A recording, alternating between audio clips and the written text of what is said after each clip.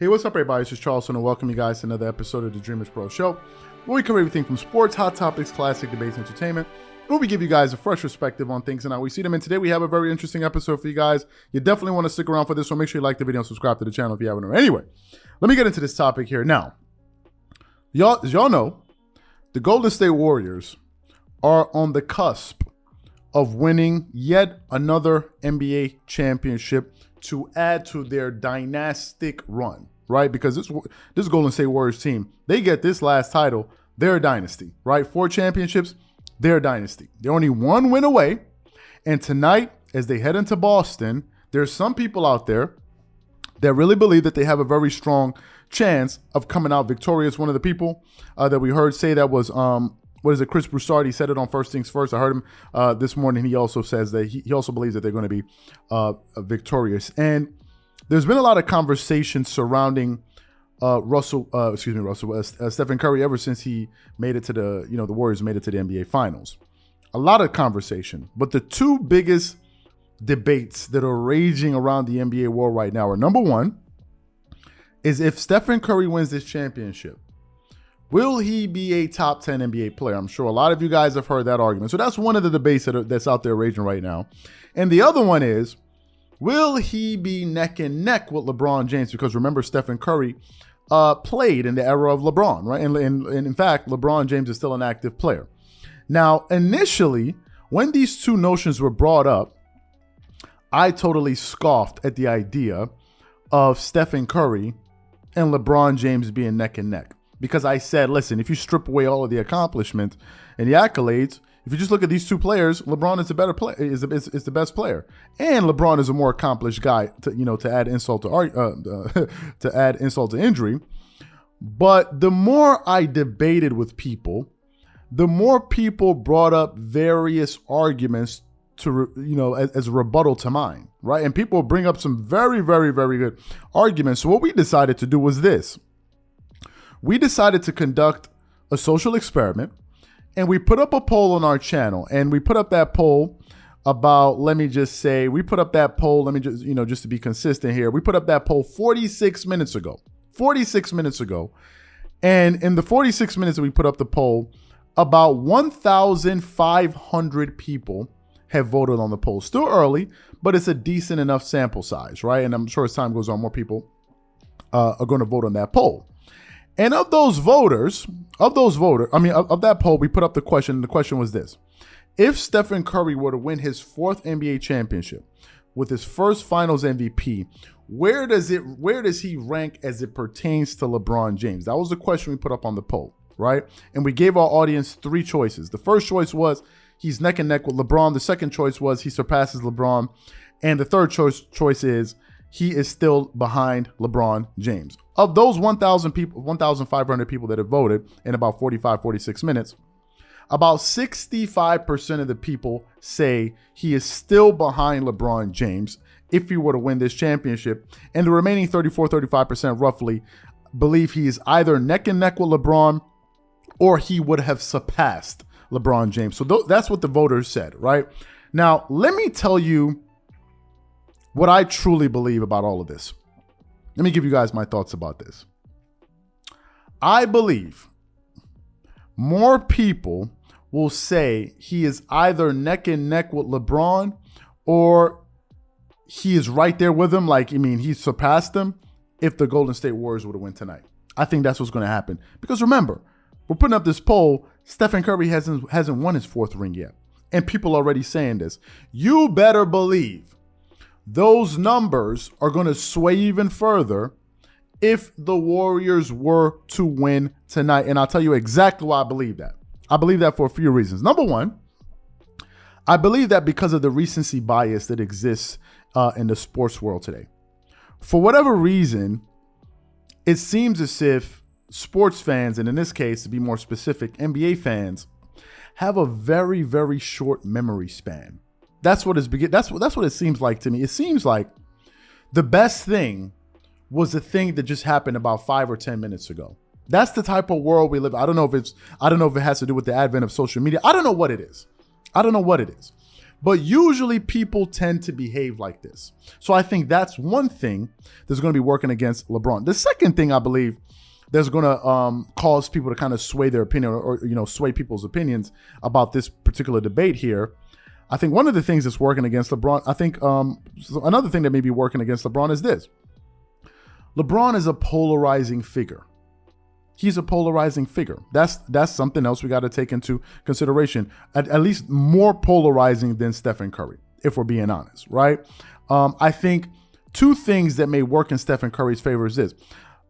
If we're talking about him being polar, in the case of LeBron being polarized, number one, LeBron is very, very vocal about his political views and his political affiliations, which I think makes him very polarizing. And in the case of Stephen Curry, if we're talking politics, you rarely hear Stephen Curry talk about politics. You rarely do, unless something happens where the entire NBA world is really talking about it. That's usually when you hear Stephen Curry make a political statement. But other than that, he rarely discusses politics. Whereas LeBron, he loves to talk about politics. He loves to make his views known. And whenever you step into the political arena, things begin to get messy. Politics is a very, very messy game and is very, very polarizing. So that's one thing. And I think the other thing that may work in Stephen Curry's favor is this. I think the moves that LeBron has made throughout his NBA career, maybe with the super teams, or if you can think of the decision, I believe that those things will give people who are not necessarily fans of LeBron a reason to cheer against him or support Stephen Curry in this particular case. They may not be Stephen Curry fans, but I think if they see Steph tie LeBron with championships, just because they may not be fans of LeBron, they may jump on the Stephen Curry. Jump on the Stephen Curry bandwagon. And I'll give you guys an example of this. Think of the time when the Miami Heat formed their big three. When they made it to the NBA Finals, everyone that was not a Miami Heat fan was cheering against LeBron and the Miami Heat. Everyone wanted the Dallas Mavericks to beat the Miami Heat in the NBA Finals. Everyone wanted to see it. And it was that year that LeBron took on the role of the villain. If y'all remember, right? I'm the villain. If everybody wants to hate me, then fine. I'm going to come for you guys, right?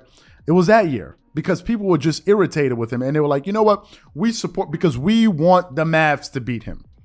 And I think you're going to see a similar kind of thing happen in this particular instance. But I think the biggest reason I believe this may end up being a nightmare for LeBron, I think, is the role corporate sports media is going to play in all of this. That, I think, is the number one thing that is going to work against LeBron James. I think so. And let me tell you why. The machine, sports media, the corporate media, all of these, the machine is the number one reason I believe that so many people believe LeBron is so great. I believe it's the marketing, it's the advert, all of these different things, the people talking about him. I believe that plays a major role in the way people view LeBron. Just yesterday, I was listening to a segment on Fox Sports Radio with Chris Broussard and Rob Parker, and they were discussing just this very fact. LeBron's influence on the media and how people view LeBron, and people like, for to give you an example, LeBron, they used the example, they brought it up in that show. LeBron recently became the first active player to become a billionaire, right? And a lot of people are tipping their hats to him and all of these different things. And they brought up a particular point, I believe it was Chris Broussard, if I'm not mistaken. He asked Rob Parker, he said, how much money do you think LeBron James has earned over his playing career? And he said, I would say 385 million. He was like, no, around 400 million, right? And LeBron essentially turned a $400 million salary into $1 billion net worth. So he doubled his money, almost tripled his money, right? And people are like, he's a fantastic businessman, he's very, and he is. But he said, if you take the case of Magic Johnson, who earned about $29 million or $30 million over his playing career, and now was worth upwards of $650 million, you're looking at somebody that's probably 20x his money. Yes, 20x his money, because if he 10x'd it, he would have been worth $300 million. So he's 20x'd his money, right? And if you want to talk about people that are really good, then you would say obviously is Magic Johnson because he had less to begin with and he made more out of it. If we're talking about multipliers, right? But because of the way things are marketed, and LeBron is, most people will know that. He said, this is what they brought up in that podcast. They were like, they talk about the school at LeBron open. He's like, he's not the first player. They were like, even Jalen Rose has a school that he's open, but nobody talks about it. The point I'm making is, and the point they were making was, the machine has been of great benefit to the way we view LeBron as the viewing public and NBA fans. And they were absolutely right about this, which brings me back to the point that I'm trying to make in this particular case here. I think if the machine or sports corporate media, whatever you want to call it, I think if they see a better opportunity, or they see a player that can really take them to the next level in terms of a player that they can talk about in the future that can help them make billions of dollars, I think that they're going to jump ship and they will move on from LeBron. They will. They will. The very same people that have championed LeBron James over the years will champion Stephen Curry. That is exactly what is going to happen. Colin Cowherd is a great example of this. A few years ago, Colin Cowherd was making arguments as to why he believes LeBron is better than Michael Jordan, and at that time, LeBron only had 3 rings. Now, if you listen to him recently, he doesn't really sound so pro-LeBron. He was the one that just recently came out there and said that, listen, LeBron may leave LA. You guys shouldn't be surprised about this. We produced a show where we covered that in that particular. So that is an example of this. And I think, listen, I think people like me who are considered to be LeBron James haters, ironically, will turn into some of his supporters. That's the joke of it all. It's the biggest joke, at least on our platform. People call me the biggest LeBron hater, but over the last 3-4 weeks, who's been defending him the most? It's been me. It's been moi, the guy that hates on LeBron so much. And I think that's what's going to happen. I think that's what's going to happen. Now, here's my biggest fear for LeBron. I am not sure that his legacy will stand the test of time to the degree that a lot of people believe it will. I don't think it will. Before Kobe retired, I was like, man, Kobe definitely, they're going to be talking. You see how they try to trash him here and there. Now, as time has gone on, Kobe still makes it into the top 10 and most people's top 5. You poll a lot of people, he's still in a lot of people's top. So he kind of found a way to weather the storm. In the case of LeBron, I'm not sure his legacy will be able to stand the test of time the way people believe it will, or at least to the level of a Michael Jordan, because a lot of people try to put LeBron next to Michael Jordan, right? And I always thought that was a manufactured debate, that it wasn't really based on the substance. It was based on agendas. That's what I really believe that was based on, because if you sit back and you critically analyze both of these two players' careers, I don't understand the debate.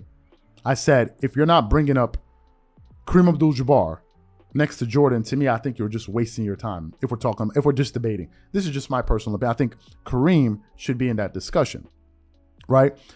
Another reason why I don't think he'll stand the test of time like Jordan is simply because of this. Michael Jordan hasn't played basketball in over 2 decades, over 20 years. Or let's say 20 years, right? 21 years. Michael Jordan hasn't played basketball. But to this day, Michael Jordan is still considered to be the greatest basketball player of all time. And in fact, after ESPN released the Last Dance documentary, partnering with Netflix, after they released that documentary in 2020, ESPN conducted a poll. And in that poll, about 73% of the voters or the NBA fans said that Michael Jordan is still the GOAT. A guy that hadn't played basketball, professional basketball, in over 2 decades. What it means is, it means that in his 20-year absence, despite of all of LeBron's exploits, all of the success that he's had, he really hasn't been able to make a dent in the legacy of Michael Jordan. He hasn't. He has not. Most people still believe that Jordan is still the GOAT. And I don't believe that voices like Shannon Sharpe or Nick Wright, these guys, the Shannon Sharps of the world, I don't think they're going to be able to fend off the tsunami that's coming. I just don't think they're going to be able to do it. Shannon Sharpe the other day, they were on Undisputed, and Skip Bayless brought up this notion based on an article that someone said, and Shannon Sharpe was like, why are you doing this? Why are you doing this? Why are you doing this, Skip? Why are you bringing up this? Like, Skip, what are you doing? What are we doing here? And Skip said to him, he said, this may be the beginning of what is coming. You think it's a silly debate. He said, if you're not careful, you're going to be the guy defending LeBron for the next 5 years. Because if Stephen Curry wins, you better believe that those polls, those numbers that we put up there, they're going to sway. They're not going to stay the same because more people are going to have more information and opinions will sway. That is what an NBA championship can do. That's number one. Number two, I also believe something that LeBron may have working against him is the future success of NBA players like Kevin Durant, Kawhi Leonard, and Giannis Antetokounmpo. These guys have an opportunity to also hurt LeBron's legacy if we're talking about his all-time standings. He will not be able to make the argument that he dominated the NBA during his era when there were other players out there winning 3 or 4 titles just like him.